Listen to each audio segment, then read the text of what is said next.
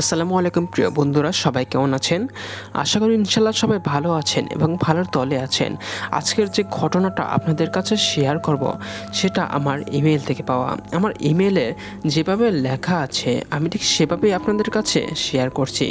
তাহলে কথা না বাড়িয়ে সরাসরি চলে যাব আমরা ঘটনায়। আমি আজ বাড়িতে একা। ভাই ফোটায় রীতা আমার স্ত্রী ওদের বাড়িতে যাবে সকালে। সেখানে ওদের অনেক ভাই বোন জড়ো হয় এবং উপলক্ষে সকালে যায়, রাতের দিকে ফেরে। আমার একটা 4 চাকার বাহন আছে আর আছে সারথি রাজু, ওই নিয়ে যাওয়া নিয়ে আসা করে। আমরা থাকি বিধাননগরে আর ওদের বাড়ি Park Circus C IT road. তা যাই হোক, নির্দিষ্ট সময় রীতা তো চলে গেল।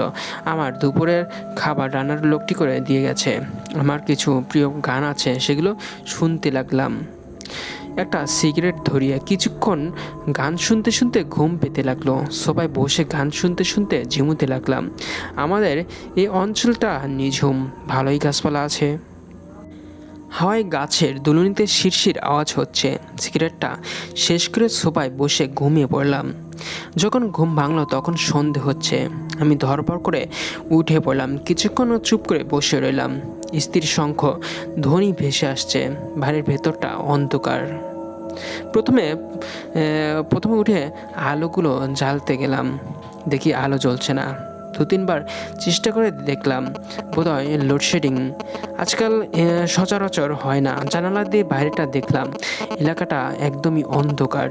আমি বাথরুমে গিয়ে চোখে মুখে জল দিলাম। বাইরে এসে হাত মুখ মুছে 1 গ্লাস জল খেলাম। তারপর একটা মোমবাতি বের করে জ্বালালাম।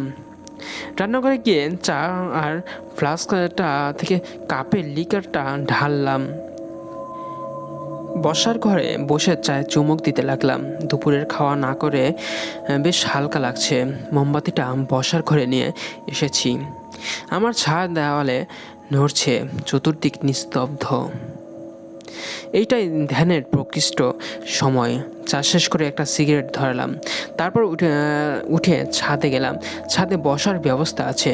বসে আয়েশ করে ধূমপান করতে লাগলাম। গাছগুলো হাওয়ায় মাথা ধোলাচ্ছে। কিছু জোনাকি জ্বলছে গাছে। ঘড়ি দেখলাম সন্ধে 7টা। পরিষ্কার আকাশে ঝিকমিক করছে তারা। একটা তারা আকাশ থেকে ঝরে গেল। কারা আকাশ প্রদীপ জ্বলিয়েছে। আজকাল বড় একটা চোখে পড়ে না। বাতাসে একটা ঠান্ডা ভাব। নানা কথা ভেসে উঠছে মনে। কর্মে এখন বিরতি। আর কতদিন যে এই পৃথিবীর শ্বাস নিতে হবে কে জানে। সিগারেটটা শেষ করে একটু পায়চারি করতে লাগলাম। ছাদের উত্তরে সিঁড়ি আর দক্ষিণে পাঁচিল। তারপরে একটা খালি জমি। সেখানে অনেক গাছ। সবচেয়ে কাছে একটা অসৎ গাছ আছে। সেই গাছটার কাছে পৌঁছে শুনতে পেলাম কেউ যেন বলল, শুনছেন? আমি এদিক দেখলাম, চমকে উঠে একটু ভয়ও পেলাম। এই সন্ধেবেলায় অন্ধকারে কে ডাকলো আমায়?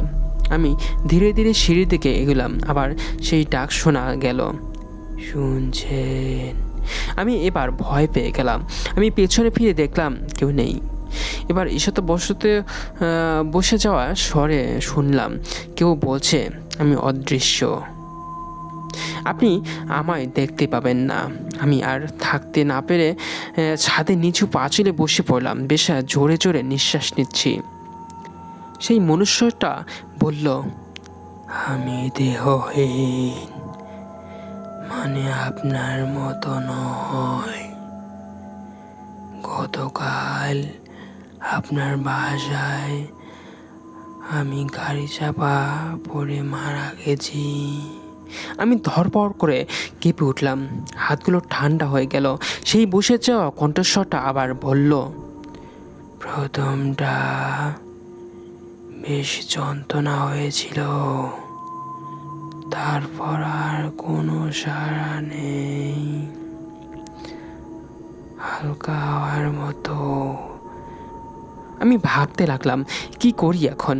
আমার হাত পা ভারী লাগছে। ইচ্ছে থাকলেও উঠতে পারছি না। সে আবার বলল, আমি দেহহীন অবস্থায় অনেক কিছু জানা যায় যা আপনি পারেন না। এই যেমন ধরুন, আমার স্ত্রী খুব ভেঙে পড়েছে, সে সত্যি আমাকে খুব ভালোবাসতো, কিন্তু আমার এক সহকর্মী সুন্দর আমার স্ত্রী রমলাকে পছন্দ করত। প্রায় আমার বাড়ি আসতো আমার অনুপস্থিতিতে। রমলা তাকে এড়িয়ে চলতো, কিন্তু আমাকে কিছু বলতে পারতো না। আমার সহকর্মী সুন্দর বেশ কতগুলো মহিলা গঠিত ব্যাপারে যুক্ত ছিল, সেগুলো আমি জানতাম না।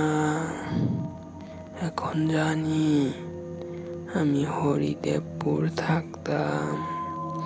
আমার বেশ সচ্ছল অবস্থা ছিল। নিজের একটা নতুন সুন্দর ফ্ল্যাটও ছিল। আমার ছেলে বেঙ্গালুরুতে ইঞ্জিনিয়ারিং পড়ে। তাকে খবর দেওয়া হয়েছে।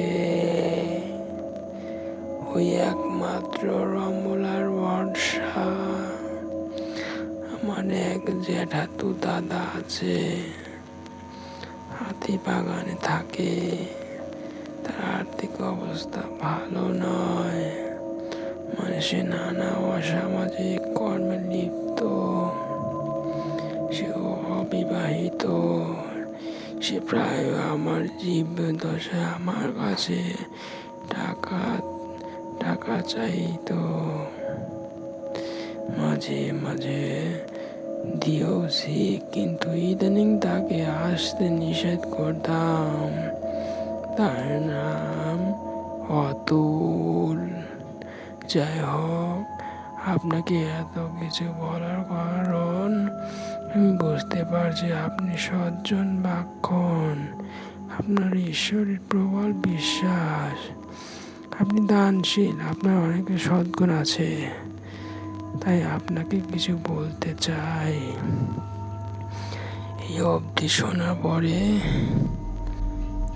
শোনার পরে কণ্ঠস্বর বলল, আমি আর থাকতে পারছি না। আবার পারলে আপনার সঙ্গে কথা বলবো। একটা অস্বস্তি হচ্ছিল, সেটা অন্তর্নিহিত হলো। আমি এখন স্বাভাবিক বোধ করছি, কিন্তু গলা শুকিয়ে কাঠ। আমি ধীরে ধীরে নিচে নেমে এলাম।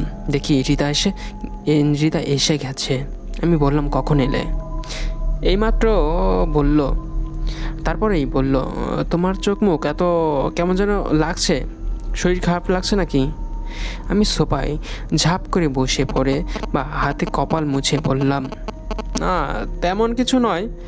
ও বেশ কিছুক্ষণ আমার মুখের দিকে চেয়ে থেকে বলল, ঠিক বলছো। আমি এক গ্লাস জল চাইলাম। রিতা আমায় এক গ্লাস ঠান্ডা জল এনে দিল। জলটা খেয়ে একটু স্বস্তি বোধ করলাম। রিতা এক মনে টুকাটুকি কাজ করতে করতে ওদের বাড়িতে কি হলো বলে যেতে লাগলো। আমি হু হু করে লাগলাম। আসলে আমি কিছুই শুনছিলাম না। আমি একটা ঘোরের মধ্যে রয়েছি। একটু পরে রিতা শোবার ঘরে চলে গেল, আর আমি টিভিটা চালিয়ে দিলাম। বাংলা খবর হচ্ছে। হঠাৎ চোখে পড়ল হরিদেবপুরে গাড়ি দুর্ঘটনায় একজন মারা গেছে। ড্রাইভার পলাতক, পুলিশ খুঁজছে। মৃত ব্যক্তির নাম অলোকেশ লাহিড়ী, স্থানীয় বাসিন্দা। আমি মনোযোগ দিয়ে খবরটা শুনলাম। তারপর অন্যান্য খবর বলতে লাগলো। আমি একটা সিগারেট ধরিয়ে টিভির দিকে চেয়ে রইলাম। অন্যমনস্ক হয়ে সেদিন রাতের খাওয়া খেয়ে শুয়ে পড়লাম। পরদিন বারান্দায় বসে চা খেতে খেতে খবরটা চোখে পড়লো কাগজে, ছোট খবর। আমি অবাক হয়ে ভাবতে লাগলাম, গত সন্ধ্যার ঘটনাটা। এত ভারী অদ্ভুত ব্যাপার। যাই হোক, এরপর দুদিন আমি ছাদে গেলাম না। তৃতীয় দিন সন্ধ্যায় ছাদে বসে সিগারেট খাচ্ছি। অবাক হয়ে আকাশে দেখছি। হঠাৎ আবার সেই স্বর শুনতে পেলাম। সেই কণ্ঠস্বর বলছেন, শুনছেন? আপনাকে আমার একটা কাজ করে দিতে হবে। আমি নিশ্চুপ। এটা না করলে আমি বড় কষ্টে থাকব। এটা না করলে আমি অনেক কষ্টে থাকব। বিদ্রোহী আত্মা 1 মাস বিশ্রামে থাকে, তারপর পুনর্জন্ম হয়। এই 1 মাসের মধ্যে যদি আপনি আমার কাজটা করে দেন, আমি কৃতজ্ঞতা থাকবো। অতুল আর সুন্দরের আলাপ হয় আমার বাড়িতে। আমি মারা যাবার পর জানতে পারি সেদিন গাড়িটা চালাচ্ছিল অতুল। সুন্দর আর অতুল সলা পরামর্শ করে সুন্দরের প্রয়োজন ছিল রমলাকে, আর অতুলের ছিল আমার টাকা পয়সার বাড়ি। তাই ওরা পরামর্শ করে আমায় সরিয়ে দেয়। এখন অতুল আছে বিরাটিতে। আপনি সজ্জন ব্যক্তি, তাই এটা আমার আপনার কাছে একান্ত অনুরোধ, ওদের শাস্তির বিধান করেন। আমি চুপ করে শুনছি। পারিপার্শ্বিক আওয়াজ কিছুই কানে আসছে না। সেই বসে যাওয়া কণ্ঠস্বর বলে চলল, সুন্দরের আর অতুলের বিস্তারিত হদিশ হরিদেব থানায় জানান। বাকিটা আপনি করতে পারবেন। আমার সঙ্গে আপনার দেখা হবে না। পুনর্জন্মের পূর্বে বিশ্রামের সময় হয়ে গেছে। বলতে বলতে একটা উজ্জ্বল সাদা মনুষ্য অবয়ব ফুটে উঠল। আমি অবাক হয়ে দেখলাম সেই উজ্জ্বল অবয়বটা ঊর্ধ্বমুখী হয়ে হাত দুটো ঊর্ধ্বে প্রসারিত করে আকাশের দিকে দ্রুত উঠে অদৃশ্য হয়ে গেল। আমি কিভাবে জানি না, ছাদের মেঝেতে পড়ে কিছুক্ষণের জন্য সমস্ত আমার আশেপাশ অন্তর্হিত হয়ে গেল। পরপর মুহূর্তে আবার সব স্বাভাবিক হয়ে গেল। আমি কোনো রকমে উঠে বসলাম।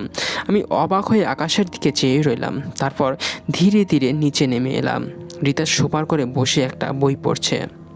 আমি বসার ঘরে বসে টিভি চালু করে একটা সিগারেট ধরালাম আর অবাক বিস্ময়ে কিছুক্ষণ আগে ঘটে যাওয়া ঘটনার কথা ভাবতে লাগলাম। কি করব? হঠাৎ সুকান্তর কথা মনে পড়ে গেল। সুকান্ত পুলিশের ডিআইজি, আমার সঙ্গে বিশ্ববিদ্যালয়ে একসঙ্গে পড়েছে। এখন রাত 9টা বাজে। ওকে ফোন করলাম, ও ফোন ধরলো। বললাম কাল তোর সঙ্গে দেখা করতে চাই। ও বলল চলে আয়। সকাল 10টায় পরদিন আমার বাহন নিয়ে পৌঁছালাম ওর অফিসে। স্লিপ পাঠিয়ে অপেক্ষা করতে লাগলাম। আধ ঘন্টা পরে আমার ডাক এলো। সুকান্ত আমাকে বসতে বলল। ওর মাথায় ভালো পাক ধরেছে। ও হেসে বলল, অনেকক্ষণ অপেক্ষা করলাম। আমি বললাম তোর কাজ থাকলে কি আর করবি? ও হাসতে হাসতে প্যাকেট থেকে সিগারেট বের করলো। প্যাকেটটা আমার দিকে বাড়িয়ে দিল। আমরা দুজন সিগারেট ধরিয়ে দুটো একটা সাধারণ কথা বললাম। ওর মধ্যে ও বেল বাজিয়ে একজনকে ডাকলো। সে আসতে 2 কাপ কফি দিতে বলল। তারপর ঘড়ি থেকে বলল, হ্যাঁ বলো, কি করতে হবে? আমি তখন বললাম, হরিদেবপুর থানার আন্ডারে অ্যাকাউন্টে কেস হয়েছে। গত 3 দিন আগে আমার বিশেষ পরিচিত। একটু খবর নিয়ে বলবি এখন কি অবস্থা? হ্যাঁ, এটা কি জানাতে পারবি? ও ফোন তুলে কাউকে বলল, হরিদেব থানায় আইসিকে দাও। ওর মধ্যে একজন দুটো কফি রেখে গেল। আমি কফিতেও চুমুক দিলাম। একটু পরে ফোন বেজে উঠল। সুকান্ত ফোনটা স্পিকার করে দিল। ওদিক থেকে কেউ বলল, হ্যাঁ স্যার, আইসি হাকিম বলছি। সুকান্ত বলল, গত 3 দিন আগে তোমার ওখানে একটা হিট অ্যান্ড রান কেস হয়েছিল। হাকিম বলল, হ্যাঁ স্যার, নামটা অলোকেশ লাহিড়ী। এখনও পিএম রিপোর্টে আসেনি স্যার।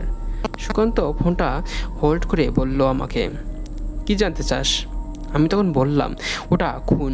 সুকান্ত আইসিকে বলল, একটু খবর নাম, ওটা খুন। একটা এফআইআর করো। পরে সব জানাচ্ছি। আমি কফি খেতে খেতে বললাম সব কিছু, যা আলোকেশের আত্মা বলেছিল। সুকান্ত আবার বলল তখন, তুই কিভাবে জানলি? বিশেষ পরিচিত আমার, বললাম আমি তখন। ঠিক আছে, তুই থানায় গিয়ে দেখ কি বলে, তারপর তো আমি আসি, ফোন করিস কেমন? আমি উঠে পড়লাম। আমি সোজা হরিদেবপুর থানায় গেলাম।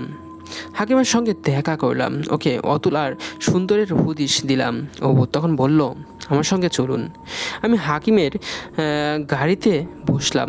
আমরা গিয়ে পৌঁছালাম আলোকেশের বাড়ি। আলোকেশের স্ত্রী রমলাকে বললাম, আপনি কি আমায় চিনবেন না? আমি আলোকেশের পরিচিত, আমায় সুন্দর আর অতুল এর ছবি দিতে পারবেন? অলোকেশের পুত্র সেই দিনই বেঙ্গালুরু থেকে এসে পৌঁছাছে। নিহতই ছেলে মানুষ, সেকেন্ড ইয়ারে পরে আর কি। ওকে দেখে আমার খুব কষ্ট হচ্ছিল। ইতিমধ্যে রমলা ওদের ছবি দিল, একটা গ্রুপ ফটো। সেটা আমি হাকিমের হাতে দিলাম। হাকিম ভালো করে গ্রুপ ছবিটায় সুন্দর আর অতুলকে দেখলো। তারপর ওর মোবাইলে একটা ছবি তুলে নিল। তারপর রমলাকে সেটা ফেরত দিল। তারপর সে রমলাকে বলল, আপনি কি আজ ভালো করে ভেবে একটা সাদা কাগজে আপনার যা মনে হয় আলোকেশবাবুর মৃত্যু সম্পর্কে সন্দেহগুলো লিখে কাল আমায় দিয়ে আসবেন, কেমন? ওই স্টেটমেন্ট অনুযায়ী একটা এফআইআর করতে হবে। যদিও আমরা আপনারা আশায় আমাদের তরফে একটা এফআইআর করে দিয়েছি বলে আমরা উঠে পড়লাম। আমি বাইরে এসে বললাম, কিছু সুরাহা হবে, দেখা যাক সে বলল কি। এরপর দুর্ঘটনা স্থলের সিসি ফুটেজ নেওয়া হয়েছে। সেই গাড়ির চালকের আসনে অতুলকে দেখা গেছে। বাড়ির নম্বর নেওয়া হয়েছে। সুন্দর আর অতুলের ফোনের কথোপকথন পাওয়া গেছে। ম্যাজিস্ট্রেটের সামনে রমলার গোপন জবানবন্দি নেওয়া হয়েছে। শেষ পর্যন্ত অ্যারেস্ট ওয়ারেন্ট বের করে তাদের পুলিশ হেফাজতে থেকে নেওয়া হয়েছে। সব খবর সুগন্ধের থেকে আমি পাচ্ছিলাম। এবার ক্রিমিনাল কোর্টে তোমাদের তোলা হয়েছে আর কি, ষড়যন্ত্র, খুন ইত্যাদি ধারায়। পুরো ব্যাপারটাই সময় সাপেক্ষ। তো বন্ধুরা, আমার এই ঘটনাটা এই পর্যন্তই। আপনাদের কাছে আমার এই ঘটনাটা কেমন লেগেছে তা অবশ্যই আমার কমেন্ট বক্সে জানাবেন, কারণ আপনার প্রতিটি কমেন্ট আমাকে নতুন নতুন ভয়ঙ্কর ঘটনা বলতে উৎসাহিত করবে।